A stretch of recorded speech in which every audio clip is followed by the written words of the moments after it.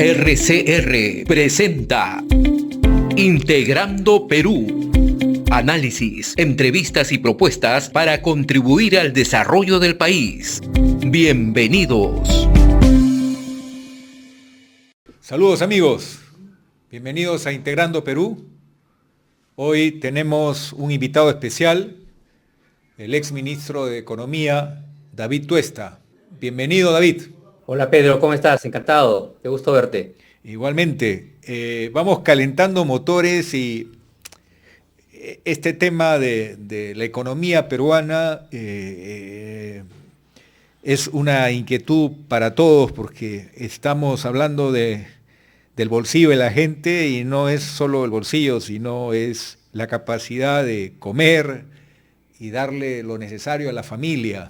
Y todo eso hoy en el Perú ha vuelto a panoramas que creíamos superados, porque desde el fuerte golpe que ha significado la pandemia, hemos retrocedido a niveles que conocíamos el año 92, cuando el Perú llegó a su momento más crítico de un déficit fiscal brutal y una falta de divisas, un país quebrado. Entonces, en ese momento el porcentaje de pobreza era de 40 puntos, si no me corriges en el dato. Hoy estamos en qué porcentaje de pobreza de nuevo. Sí, hoy estamos en el último dato, que es el de abril del 2023, es de 29%. ¿Ok? Pero recordemos, en el año 2019, que es el periodo prepandemia, estuvo en 20%. Si nos vamos más atrás, ¿no? Digamos a inicio del 2000, finales de los 90, todavía, Pedro, estamos en algunos momentos cerca del 50%, incluso superamos en algún momento, ¿no? Sobre todo a inicio del 2000, después de la salida del gobierno de Fujimori en aquel momento y la recesión, que también, pequeña recesión que tuvimos previo al gobierno de Toledo, ¿no? En el 2000, este periodo de transición, la economía estuvo un poco golpeada, ¿no? Entonces, desde ahí venimos, ¿no? O sea, imagínate niveles 50 para que tenga la población de pobreza, gracias al crecimiento económico que se empezó a desarrollar justamente desde principios de siglo, que ya vino con bastante fuerza, luego las reformas hechas en los 90, que se hizo una tarea, esa parte yo creo que es importante subrayarla, se hizo una tarea fuerte de crear nuevas instituciones, en el ámbito económico sobre todo, el Banco Central, por ejemplo, es parte de esas instituciones sólidas que se han mantenido hasta ahora, pues la pobreza empieza a bajar, ¿no? Hasta el 20, hasta el 2019, luego se dispara, llega hasta 30% durante pandemia, y lo que es triste es pues que ya hemos superado, hemos pasado, digamos, varios años, ¿no? Desde el 2020 hasta ahora, y estamos en un número muy cercano, ¿no? A esa tasa de pobreza. No logramos alejarnos todavía de forma clara de la crisis, del golpe que ha significado todo el tema del COVID-19. Otros países lo han hecho. Siempre nos gusta compararnos con la Alianza del Pacífico, que es México, Colombia, Chile, bueno, está Perú también. Esos tres países ya han regresado hace tiempo, hace 2 años que han regresado a sus tasas de pobreza antes de la pandemia. Perú todavía no. Y otros indicadores también seguimos igual. Hay un tema que es el más crítico dentro de ese 29%. El hecho de que hay ciudades y regiones donde el porcentaje de anemia y desnutrición infantil ha llegado a niveles que prácticamente, si no se actúa de una forma articulada y sostenida, estamos condenando a un porcentaje de niños y niñas a no poder desarrollarse plenamente, a ser personas limitadas. Este es un tema muy doloroso. ¿Por qué no se le da prioridad? Es más, están envueltos en un caso de corrupción terrible. El tema de la persona que está por nacer, es decir, desde el vientre de la madre hasta los primeros años de vida. ¿Por qué no se ha priorizado este sector tan frágil y tan importante en la vida de un país? Lamentablemente, Pedro, todo responde al deterioro que ha sufrido el Estado, ¿no? En los últimos años, ¿no? Junto con la explosión, digamos, de los casos de corrupción en el país, digamos, esto vino acompañado justamente también de un deterioro en el ámbito de la política, en la permanencia de los funcionarios. Cuando hablo de pérdida de los funcionarios me refiero de pérdida de capital humano dentro del Estado peruano, cambios permanentes en instituciones que, digamos que deberían estar enfocados justamente a estos temas como el de la anemia. Fíjate, cuando las cosas más o menos avanzaban bien en el país, en ese periodo de crecimiento, alrededor del 5 o 6%, hace 10 años, ¿no? Que el crecimiento estaba en esos niveles, ese crecimiento continuo, la tasa de anemia se logró reducir de casi 50% a casi 30, un poquito más quizás. Hoy hemos regresado en algunas regiones a más de 40, ¿no? Regiones como Puno, por ejemplo, ¿no? Donde la anemia infantil, ¿no? De los chicos menores de 5 años se ha disparado, ¿no? Y a ver, y en principio, abordar el tema de la anemia es relativamente fácil en el papel, ¿no? Porque los componentes de nutrición, de hierro, no es muy caro, ¿no? Se requiere una logística que trabajar, requiere continuidad, es lo que dicen los expertos. Yo no soy un experto en estos temas, pero esa continuidad se ha perdido, la corrupción también ha tomado, digamos, algunos eslabones de lo que significaría esta cadena de funcionamiento. Y claro, ¿no? Esto, como bien señalas, Pedro, termina condenando a esos niños a tener una baja acumulación de capital humano. Pero David, mi pregunta va porque yo tengo como una costumbre que viene de mi abuelo, hacer las compras de la semana. Y yo me pregunto cuando voy a las tiendas de abastos, el Estado puede ayudar asegurándose que se compren a empresas de nivel 1, no empresas que de la noche a la mañana se forman para entrar en un círculo de corrupción. ¿Cómo un comprador tan importante como el Estado no se asegura que las empresas de mayor prestigio, de mayor trayectoria, garanticen que esos niños y niñas reciban un alimento de calidad? A mí me parece increíble que tengamos proveedores, llamémosle chicha, ¿no? O sea, proveedores que se han hecho de la noche a la mañana, sin mayor prestigio, sin mayor trayectoria.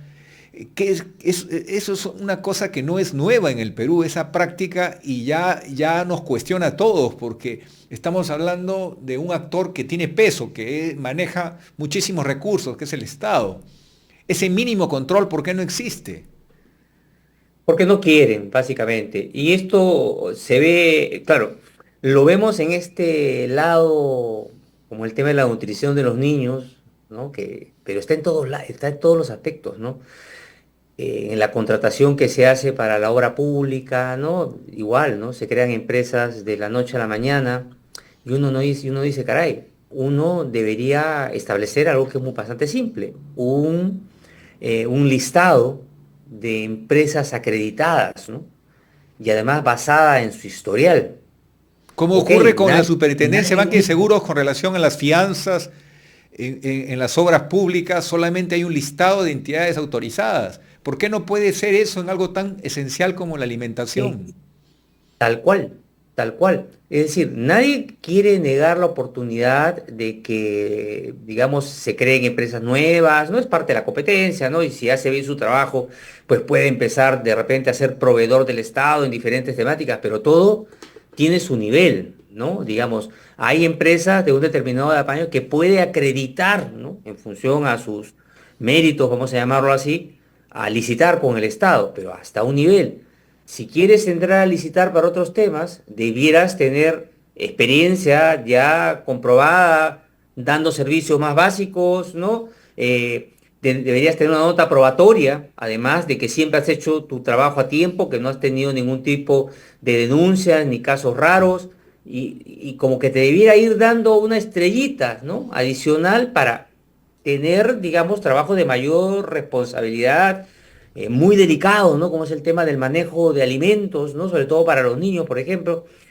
Y claro, eso se puede montar, ¿no? Pero en el papel es sencillo, pero en la práctica lo que uno observa es que las fuerzas propias de nuestra informalidad, que entra a todos lados, ¿no? Y esta informalidad tiene un lado, vamos a ver, positivo desde el punto de vista del emprendedor peruano que busca sobrevivir como fuera, pero tiene ese otro componente de que se hacen las cosas de cualquier manera y en algún momento la informalidad empieza a transitar hacia el lado de la ilegalidad y la corrupción, que también es informal. Y entonces nadie, ¿cómo se llama?, quiere poner orden porque significaría con ello, puedes empezar una cantidad, pisar a una cantidad de callos que no se quiere, nadie quiere poner orden, la verdad. Aquí viene una importante sugerencia. Javier Aguataz, que fue un antecesor tuyo, que fue ministro de Economía del Perú, viceministro de Economía. Él trabajó mucho el tema de pobreza con Naciones Unidas y hasta el día de hoy, siendo una persona jubilada, sigue coordinando con distintas organizaciones sociales lo que él alerta como un método que no existía antes, que cualquier persona puede acceder a través del gobierno electrónico a los datos del recién nacido con menos kilos de los necesarios para un desarrollo normal. Entonces, él dice, la sociedad civil, la población, las distintas instituciones que defienden derechos esenciales pueden comprarse el pleito y decirle al gobernador regional, decirle al responsable de salud, al responsable del MIDIS en cada región. Ha nacido ayer la niña María Quispe, que tiene menos kilos de los necesarios. Por favor, inmediatamente proceda usted a hacer algo con ella. O sea, eso no existía antes. Ahora sabemos nombre, apellido y en dónde se encuentra la persona que recién muestra indicadores críticos, recién ha nacido.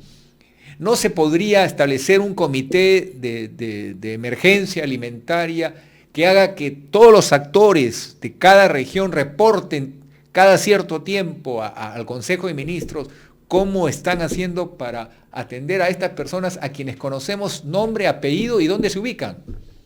Seguro, seguro que se puede hoy día la tecnología y este trabajo que se ha hecho durante años para contar con esa base de datos, como lo comenta Javier Abugataz, es valiosísimo, ¿no? Para tomar decisiones. Podrías tener claramente un tablero de control para avanzar en el tema, ¿no?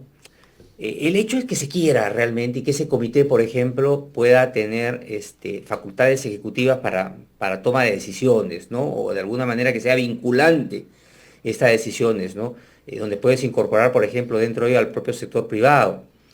De hecho, hay una iniciativa interesante que parece que pronto va a salir, va a ser parte de las estrategias de inversión en el país. Es el tema de inversión en la lucha contra la anemia por impuestos, ¿no? Una especie de modalidad de lo que hoy existe en horas por impuesto, ¿no?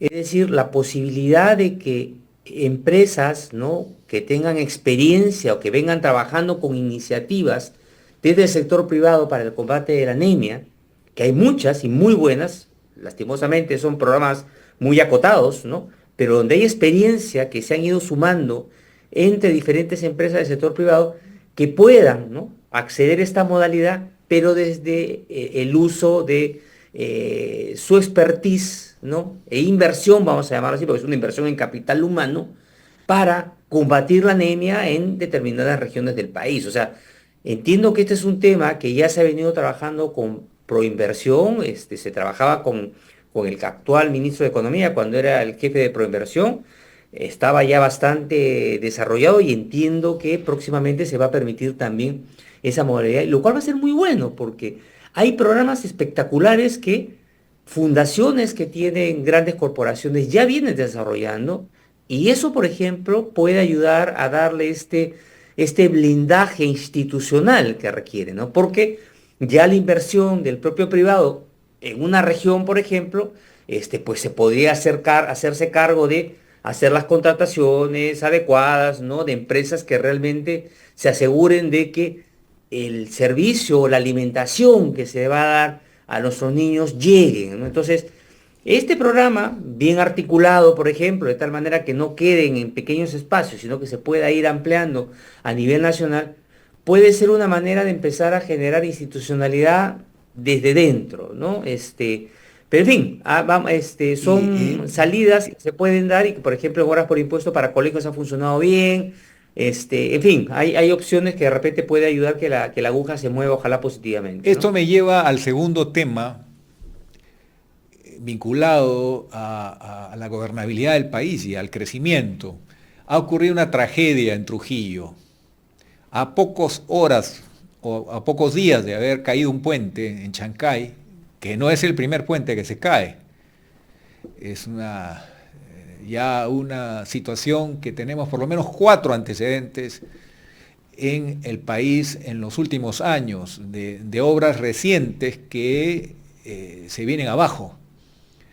El tema aquí es,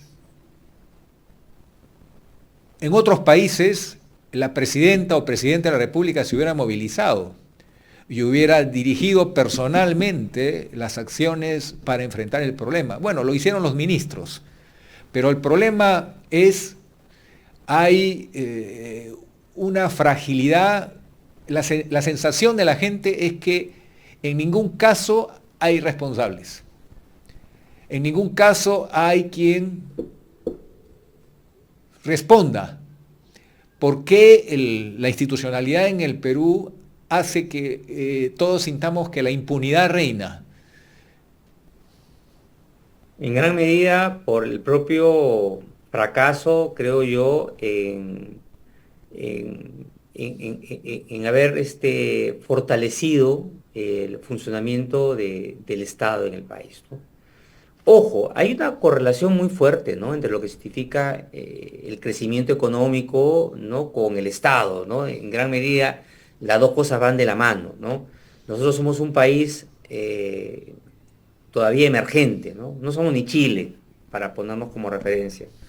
Venimos creciendo, quizás tenemos un Estado mejor que el que teníamos, no sé, hace unos 40 años, muy poquito más, además, no mucho más, de repente más ordenado presupuestariamente, no necesariamente en términos de funcionamiento de las instituciones, pero yo creo que se ha avanzado muy poco y claro, has tenido un crecimiento económico muy rápido, ¿no? Sin que tu Estado haya podido adecuarse, ¿no?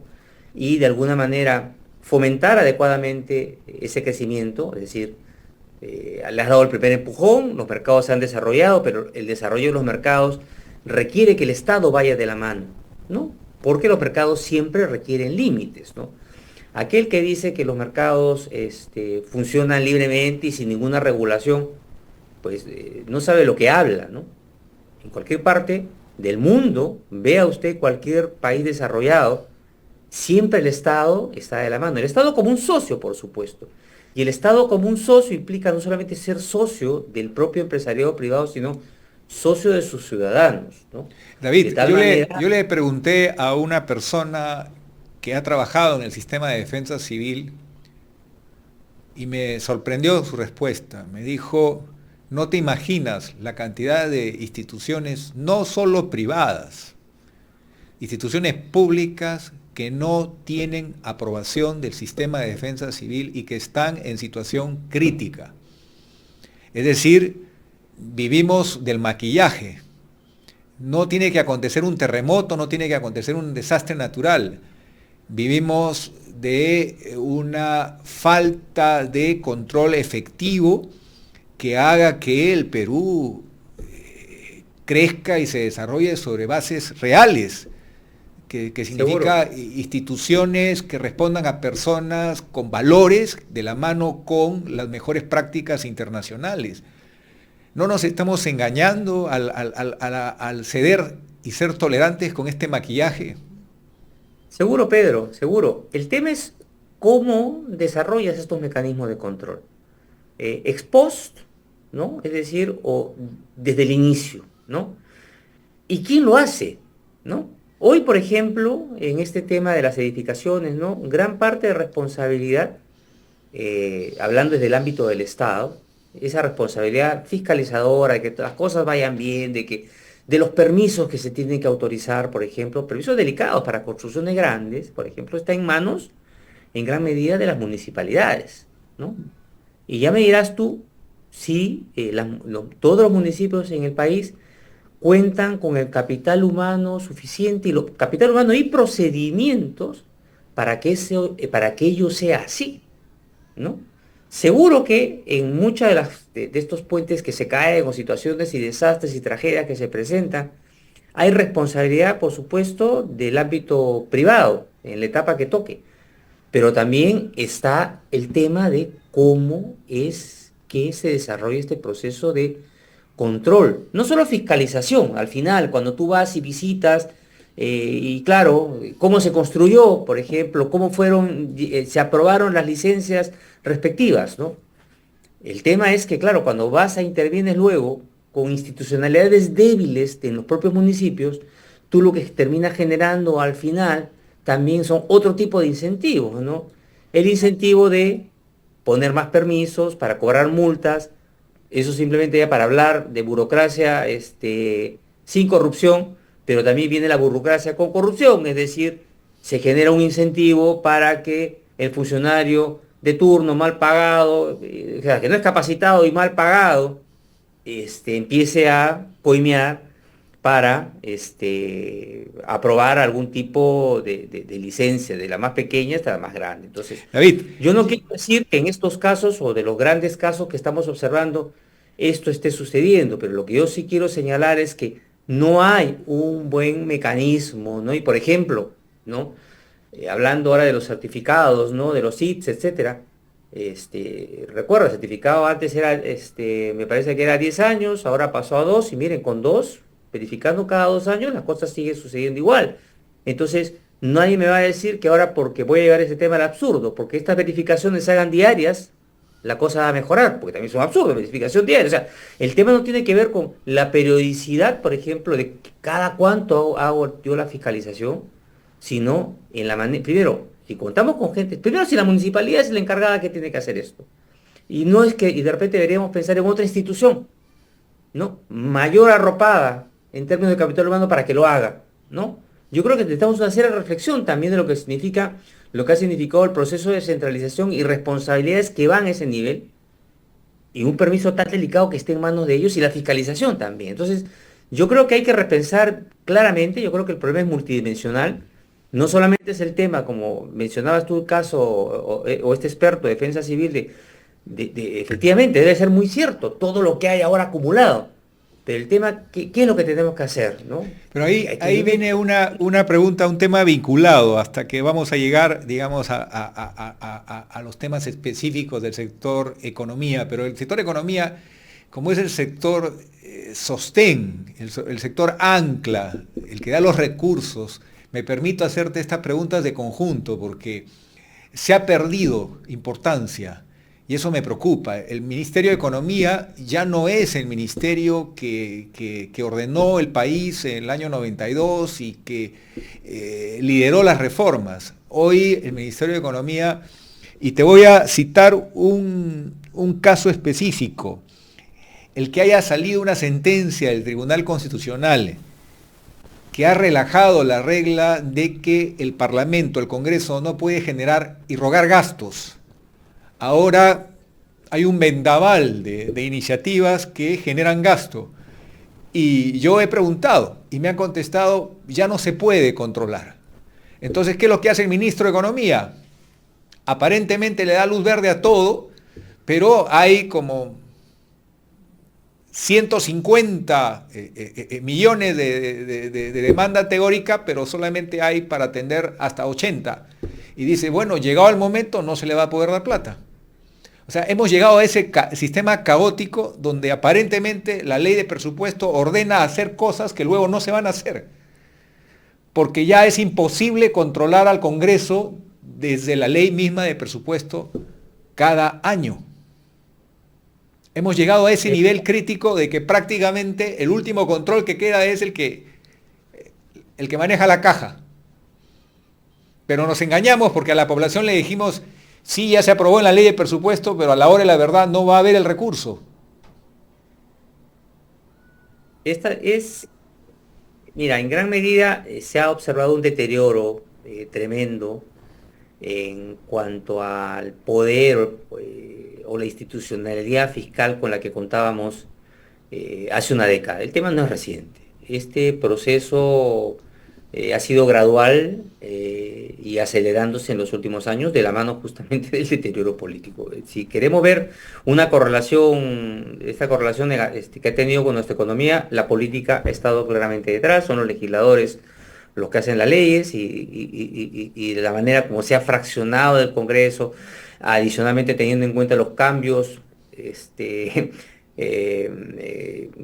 muy continuos en presidentes, autoridades, ministros, etcétera, pues ha llevado a que hoy las decisiones que se toman en economía y en el ámbito fiscal, por supuesto, dependan de la supervivencia, vamos a decir, política del presidente de turno y en este caso de la presidenta Boluarte. O sea, y acá estoy diciendo algo que se observa, ¿no?, directamente, ¿no? La presidenta y su gobierno pues vive de alguna manera secuestrado, vamos a decir así, por los pedidos de múltiples bancadas que a cambio de su apoyo, de que no le veten al ministro de turno, le exigen algún tipo de beneficio, como puede ser a través del gasto, ¿no? Ahora bien, la sentencia del Tribunal Constitucional se ha ido matizando, ¿no? Han habido otras sentencias que de alguna manera han establecido, ¿no?, digamos, un freno a esta norma que decía que el Congreso no tenía iniciativa de gasto. Ya se le ha puesto un límite en las últimas dos sentencias que han salido, pero donde no se ha puesto límite es un tema que tú puntualizabas, es la manera como se estructura este gasto, ¿no? De hecho, gran parte del mismo se ha ido a incrementar planillas. Ha habido un incremento de 40% en la planilla desde el año 2019 hasta ahora.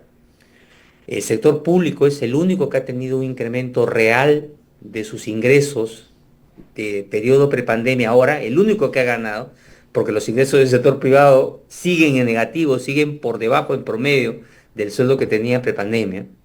Y los gastos de capital también se están asignando en función a favores políticos. Y eso también basta ver la forma en que se aprueban los presupuestos, la manera en que entra un conjunto de proyectos pequeñitos y se empiezan a dejar proyectos que tenían un código presupuestal aprobado, de pronto se descontinúan para que entren proyectos pequeños que solicita el alcalde de turno. O sea, en general el principal problema, es un problema efectivamente de presión de subir el gasto en términos agregados, pero sobre todo en una mala asignación al interior. Y eso hace muchísimo daño al potencial de crecimiento, ¿no? David, vamos a un pequeño break y volvemos con esta muy interesante conversación. Gracias, Pedro. Continuamos con Integrando Perú.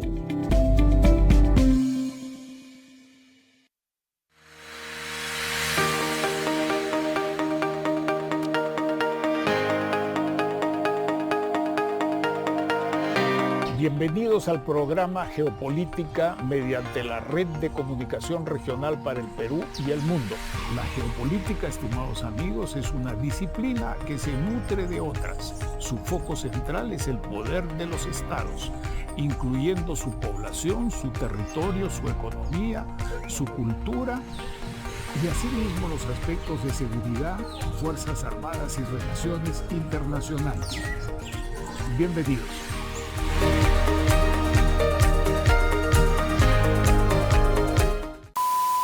interrumpimos la pausa comercial para presentarte TV 360. Mira TV y Radio Nacionales en vivo, 100% gratis. Disponible para todos en el Perú, desde cualquier dispositivo. Disfruta de megas ilimitados para TV 360. Descarga el app, regístrate y míralo ahora. La Derrama Magisterial te aconseja: maestro, mantén tus pagos al día. Si mantienes una deuda pendiente por el no descuento de planilla y deseas realizar el pago sin salir de casa, puedes hacerlo desde el app de Derrama Magisterial. Ingresa al app de Derrama Magisterial con tu usuario y clave personal. Recuerda que puedes hacer el pago desde el app todos los días en el horario de 5 de la mañana a 8 p.m. En el menú Inicio te aparecerán las opciones Mi perfil, Mis créditos y Mis productos.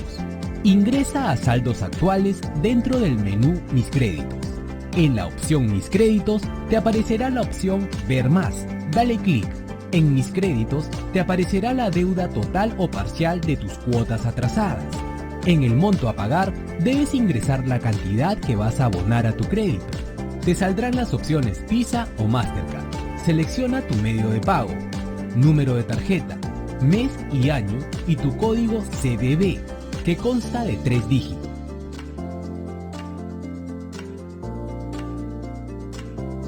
Dale clic a pagar y listo. Tu pago ha sido realizado con éxito. Recuerda que es muy importante que tus datos estén actualizados, tanto tu correo electrónico, tu teléfono celular y tu dirección. Si has cambiado uno de estos datos, puedes ir al botón Inicio y actualizarlos. Derrama Magisterial te brinda esta opción de pago con la finalidad de mantener un buen historial crediticio y de esta manera te permitirá gozar de todos los beneficios de tu institución. Derrama Magisterial, seguridad social para el maestro. Continuamos con Integrando Perú. David, ¿cómo anda el tema del déficit fiscal? Hemos vivido en los últimos años un enfrentamiento entre el Consejo Fiscal y los ministros de turno. Esto no ha sido muy agradable, muy bueno, muy positivo, porque es como que una junta de expertos le llama la atención al ministro: oye, estás jalado, no estás cumpliendo con las condiciones de trabajo. Y esto va a traer cola en un país que ha pagado un alto precio del manejo irresponsable de la economía. Entonces tenemos eso en nuestra memoria. ¿Cómo va eso? ¿Sigue igual de crítico o ha mejorado la relación con el Consejo Fiscal? Bueno, ha habido renovación de ministro y en principio pues ha habido yo creo que ahora una pequeña tregua, ¿no? A ver, yo creo que el Consejo Fiscal ha señalado claramente y de forma reiterada, ¿no? La manera en cómo se han venido deteriorando nuestras cuentas. Y sobre todo, digamos, lo que ha significado el año pasado, donde el desvío ha sido mayúsculo, ¿no? Hemos terminado finalmente con un déficit fiscal de 3.6% del Producto Bruto Interno cuando se esperaba 2.8%, ¿no? A ver, yo creo que ahí hubo un problema en primer lugar en términos de lo que significa esto que se ha denominado la convergencia de la meta de déficit fiscal, o para que entienda los espectadores, ¿no? La meta de déficit es 1, esa es la regla, 1% del producto, pero claro, después de la pandemia quedaste muy desviado, ¿no? Entonces ese 1 es una referencia hacia dónde tienes que ir convergiendo desde el nivel en que te encontrabas. Entonces el tema es, bueno, ¿en cuántos años voy a converger a ese 1% desde el desvío que tuvimos en el año 2020? ¿Y a qué ritmo? ¿No? Yo puedo llegar a 1 en un año, era imposible, ¿no? En 5 había que pensárselo, en 10 quizá, pero en fin. Entonces, se ha planteado como convergencia llegar a ese 1% el año 2028. Esa es la meta, tengo que llegar a 1. Entonces, este año, el 2024, perdón, que pasó, nos hemos desviado tremendamente. Este año la meta es 2.2, ¿no? Más exigente que el anterior. Ahora, gracias al precio de las materias primas, están bollantes, ¿no? Y algo más de crecimiento que quizás pueda haber este año, quizás nos aproximemos a ese 2.2%. Pero ojo, es gracias también en gran medida a que los precios internacionales están muy arriba. Si esos precios internacionales no estuvieran ahí, muy probablemente no lo conseguiríamos, ¿no? De hecho, se estima, ¿no?, que sin que con precios normales, ¿no?, muy probablemente estaríamos repitiendo casi el mismo nivel de déficit fiscal que tuvimos el año pasado. Entonces, una cosa es cómo voy cumpliendo este déficit, otra cosa es si va a ser sostenible cumplir ese 1%. Por eso las llamadas de atención por parte del Consejo Fiscal son válidas. Y ahora, pues, se está abriendo otro debate, ¿no? Porque el ministro de Economía ha señalado que la meta de crecimiento económico va a ser 4%. Lo cual para muchos es muy optimista, ¿no? O sea, puede ser, pero es una proyección en el rango optimista. ¿Qué pasa? Que si uno hace proyecciones en el rango optimista, uno puede tender a sobreestimar la recaudación que se va a generar. Entonces ahí viene el riesgo. El riesgo no está tanto en que peques solamente de optimista y que es bueno ser optimista. No. ¿Y cuáles son los riesgos más grandes? El riesgo es que te quedes con un crecimiento más bajo y tú hayas presupuestado tus ingresos y tus gastos como si fueras a crecer 4. Imagínate que terminas creciendo 3, igual que el año 2024. Pues has tenido una sobreestimación de tu crecimiento económico que ha conllevado a que pienses que vas a tener más recaudación y por tanto comprometas más gasto. Claro, el precio del cobre y del oro nos favorece, por ejemplo. Hoy, efectivamente. Aprovechamos de que Dios es peruano, dicen, ¿no? Exactamente, pero con todo ello, quizás igual el crecimiento económico de 3 puede no darse. Pero ¿cuáles son los riesgos concretos de corto plazo a la caja fiscal? Bueno, el primero es que tu déficit fiscal está sometido a calificación crediticia.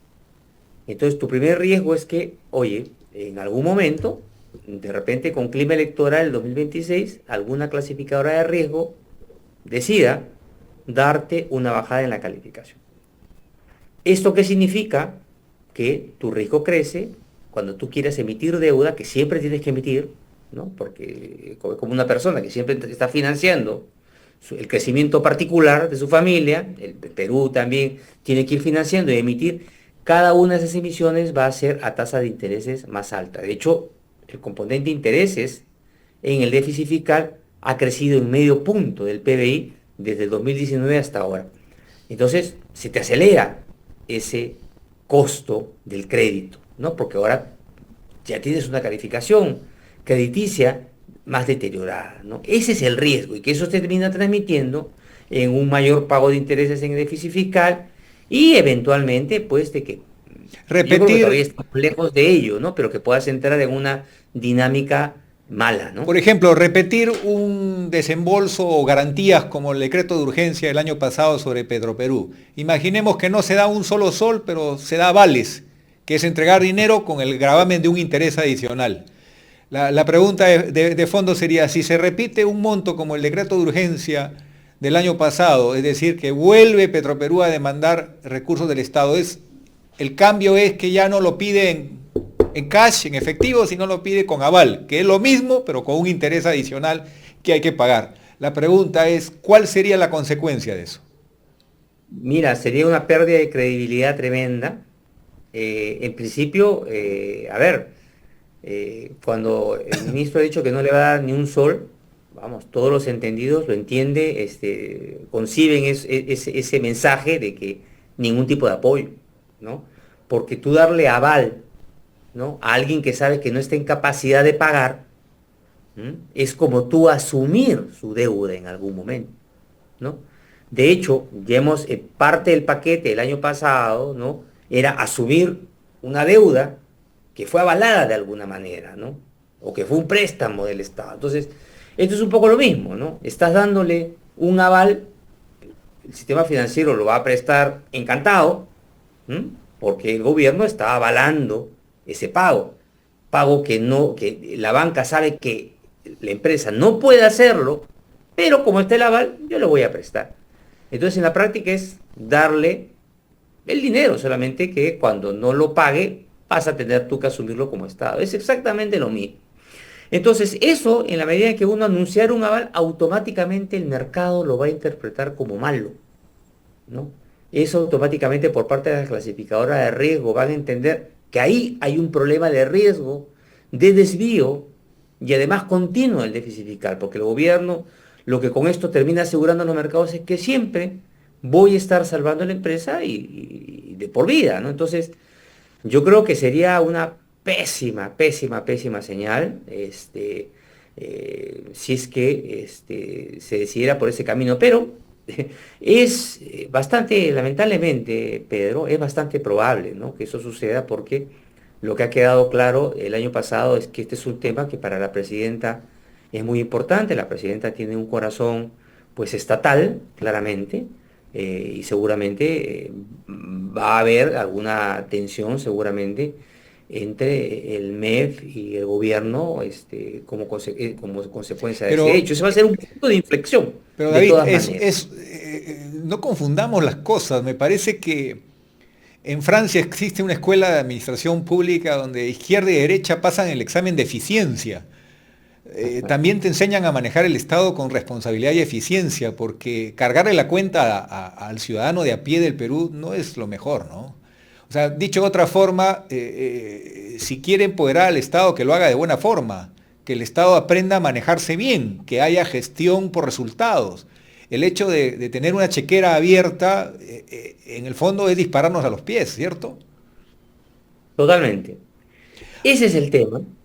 Eh, a ver, nadie está en contra, o yo en todo caso no estoy en contra de que pueda existir una empresa estatal. El tema es que esta tiene que estar dotada de una buena gobernanza.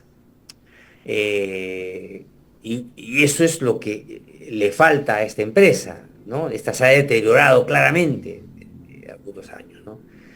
Y claro, ¿no? La idea del paquete anterior, disclaimer, ¿no? En mi caso, y también hemos sido parte de ese directorio en su momento, tenía como supuesto clave, ¿no?, el hecho de que había una reforma de fondo completa, estructural, ¿no?, dentro de esa empresa, donde el tema de gobernanza era fundamental y ganancia de eficiencia también.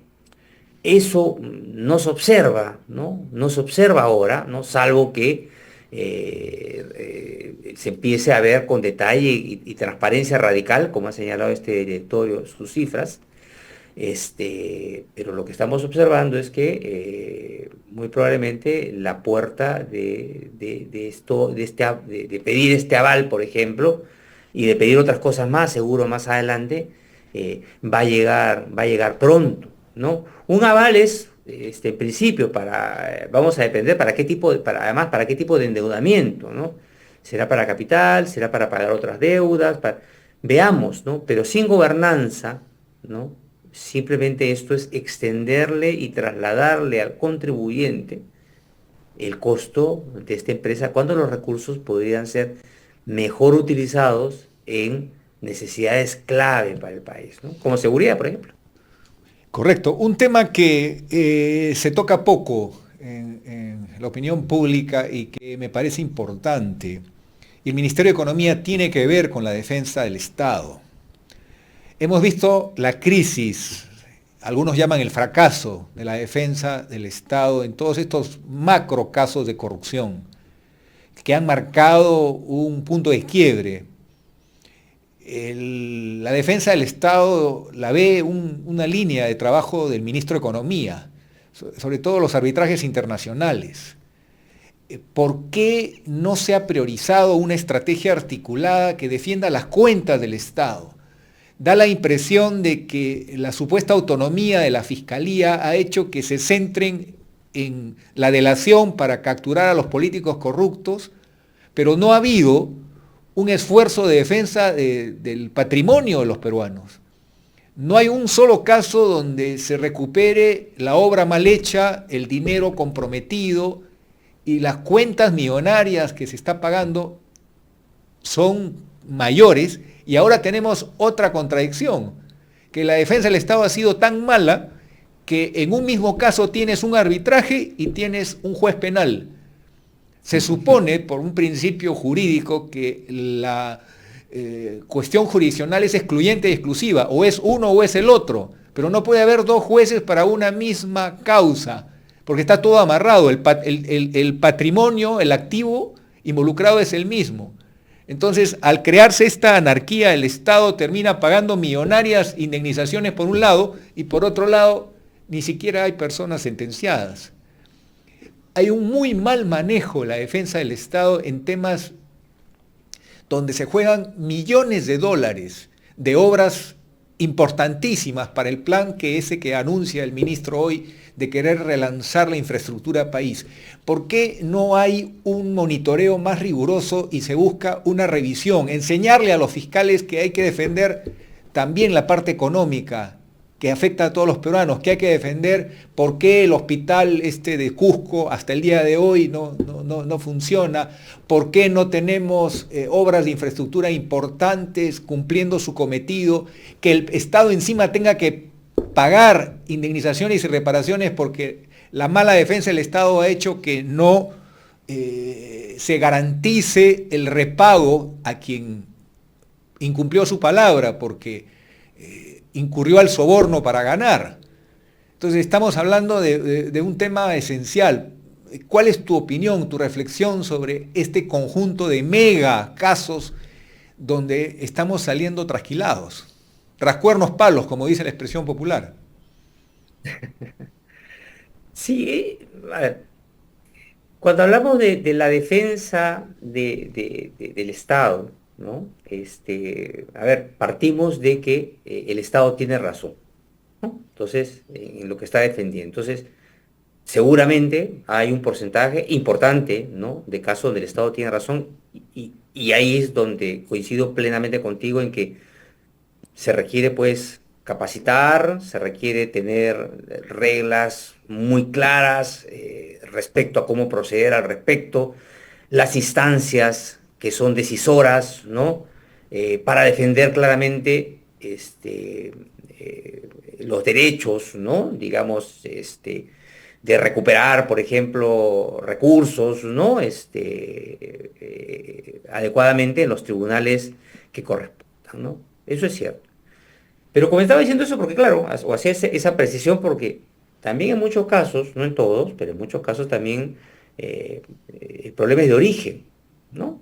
Es decir, el problema puede ser porque de repente nosotros mismos hemos ido complicando las normativas, las regulaciones existentes en torno a determinadas licitaciones, por ejemplo, obras públicas. De repente hemos incorporado actores opinando en determinados procesos, actores que no deberían estar. Por ejemplo, el caso de la Contraloría, ¿no? Y de hecho, había una sentencia reciente también del Tribunal Constitucional donde ha acotado justamente la labor de la Contraloría a donde corresponde, ¿no?, que es fundamentalmente los temas financieros, presupuestarios. Pero la Contraloría, por ejemplo, en un momento, hasta hace poco, se volvió básicamente opinador absolutamente de todo, hasta del clavo que se colocaba, ¿no?, en los parantes para el desarrollo de una obra, cuando esa no es su función. Entonces uno se encontraba con una serie de duplicidades. Entonces, a lo que quiero señalar es que sí, seguramente que hay muchas observaciones, casos, y en fin, que han llevado de repente a la paralización de una obra, al incumplimiento de la misma, etcétera, que en algunos casos ha tenido que ver con cuestiones claramente que era un problema de incumplimiento de el sector privado, de la empresa nacional extranjera que no hizo, ¿no?, y que fueron unos pillos, ¿no? Pero hubieron otros casos, y muchos creo yo, que ha tenido que ver con esta sobreregulación, entorpecimiento e instituciones opinando permanentemente al respecto. Solo así se entiende que, por ejemplo, en los casos de asociaciones público-privadas, ¿no?, las adjudicaciones, ¿no?, antes demoraban 20 meses, hasta el año 2012. Desde 2012 a la fecha, hoy demoran casi 60 meses, se ha triplicado el tiempo. ¿Por qué? Porque pero ahí te hago una pregunta concreta. So pretexto de que hay necesidad de analizar el impacto regulatorio y todos estos nombres bonitos y rimbombantes. En la práctica resulta crear más burocracia y dar vueltas en círculo, y hemos extendido todos los plazos que cuando uno analiza la competitividad del país, perdemos terreno porque no se prioriza el resultado. Tú has hablado de la Contraloría. El sistema anglosajón hace que el auditor sude la camiseta, entre a la cancha, ayude a hacer goles al equipo al que está asistiendo. Totalmente. Acá no, claro. Acá la política es sentarse en la tribuna y quien comete el mínimo error ya empapelado está. Y el mensaje es malo porque decimos, el que trabaja más expone más, por lo tanto, pasemos piola, hagamos lo mínimo necesario. Entonces, estamos creando un sobrecosto. ¿Por qué no hacer una reingeniería en el sistema de control, que es tan importante, y hacer que prioricemos la evaluación por resultados? Cada institución pública tiene cómo fijar metas, y no como el otro día revisábamos, hay instituciones que repiten la meta hace 10 años. O sea, no hay avance real en desarrollo humano, en fin, en función de la distinta institución de la que estemos hablando. Entonces, ese cuello de botella hoy en el Perú hace que la burocracia sea un sobrecosto y que nos mantengamos en un letargo que está haciendo que el Perú cada vez pierda terreno en un momento en que el mundo exige ser muy competitivo, y si a eso le añadimos la pérdida de talentos por la fuga de jóvenes, los más capacitados, los que mejor han sido entrenados, el cuadro es preocupante. Sin duda, y al final damos una vuelta de 360 grados porque regresamos a la política. Al final, para hacer esta transformación de fondo, ¿no? Te imaginas, ¿no? O sea, poner en orden todo este aparato estatal, todo este desmadre que se ha generado, pues requieres poder político, ¿no? Requieres un gobierno que dure, requieres un gobierno que tenga apoyo congresal para tratar de aprobar las leyes que se necesitan, que te empoderen para realizar todo eso, que aseguren que puedas tener funcionarios que lo realicen. Bueno, y ahí vamos para atrás también, porque hoy no tienes ese capital humano para hacerlo. No solamente, yo sé que mucho se gana con liderazgo, con ímpetu, ¿no? Y con traer ahí acá al Gareca, ¿no? Que mueva pues a un equipo que estructuralmente de repente no es tan bueno, ¿no? Pero que seguro que se gana mucho con teniendo un buen líder, ¿no? Pero lamentablemente hemos hecho tanto daño al capital humano en el sector público que también ahí se requiere pues un trabajo de fondo para asegurar que se hagan las cosas bien, ¿no? Además hay que cambiar ahora también una cultura que como consecuencia de esta alta burocratización y judicialización de cualquier decisión que tome el funcionario público, también hay que cambiar esa cultura, ¿no? Entonces, como dices tú, empezar a ver las cosas por resultado y salir de este espacio en que nos encontramos de que para cada paso que quieras realizar, tengas que consultar, ¿no? Asegurarte que no hay morazo en la costa, de que no te va a pasar absolutamente nada, ¿no? De que no vas a tener una Contraloría que está entorpeciéndote a cada momento, para firmar una mínima resolución. Entonces, yo creo que se requiere pues un soporte que te permite hacer esas reformas, incluso para... Tú hablabas hace un momento de la escuela de funcionarios públicos que existe en Francia y que existe en Europa, ¿no? Muchos países europeos tienen este concepto de la escuela para ser un burócrata, en el buen sentido de la palabra. Hay profesionalismo. Acá se intentó hacer en su momento con Servir y hemos visto las buenas intenciones en que ha acabado. Ese es un claro ejemplo de lo que significa una gran reforma, una gran cosa. Pero de David, buenas intenciones. David, el presupuesto de Servir, No ha alcanzado. el presupuesto de Servir es ridículo frente al presupuesto de Contraloría. O sea, Así en pocas es. palabras, son dos patas de la misma mesa, pero una pata es larguísima, altísima, y la otra es enana. O sea, la mesa está totalmente desequilibrada porque no le das el presupuesto a la institución donde van a ingresar y van a ascender los funcionarios más calificados. Ese es el sentido de Servir. Y del otro lado, tienes un presupuesto importante para fiscalizar, pero no te preocupa la raíz, que es quién es el funcionario público que va a decidir los temas importantes. El otro día comprobé el porcentaje de personas que llegan al Estado vía servir y es un porcentaje ridículo. Pero es que al final, fíjate, lo más fácil es ir y hacer la función, perdona la expresión, la función de cachaco. Es lo más fácil.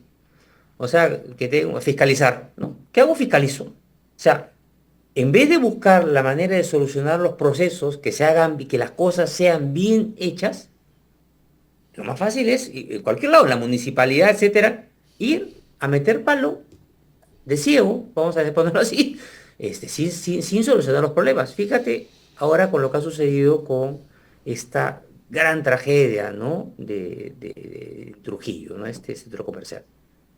Lo único que hemos visto es ahora todos los municipios de pronto saliendo a hacer que están controlando, verificar seguramente cualquier cosa, no sé, ¿no? El show de cerrar. Y es otros shows que no estamos viendo, que son menos mediáticos, pero seguramente que están movilizándose para multar a medio mundo, que de repente está bien. Pero el hecho es que seguimos sin solucionar el problema de fondo, que es, oye, que todo el proceso del servicio que brinda el Estado sea bien hecho, con seguridad, ¿no? Que llegue finalmente al servicio real al ciudadano, ¿no? Entonces, yo creo que mientras no salgamos de este círculo vicioso, y para ello se requiere justamente este empoderamiento de líderes por largo tiempo, vamos a tener esta misma entrevista de acá a 5 años, sin duda. David, muchas gracias. Yo sé que hablar contigo es abrir un libro y estamos en el primer capítulo, pero te agradezco muchísimo y pronto estaremos juntos de nuevo. Amigos, seguro, muchas gracias. Pedro, un placer. Muchas gracias. Hemos presentado Integrando Perú. Retornamos en nuestra próxima edición con más entrevistas y el análisis para contribuir al desarrollo de nuestro país.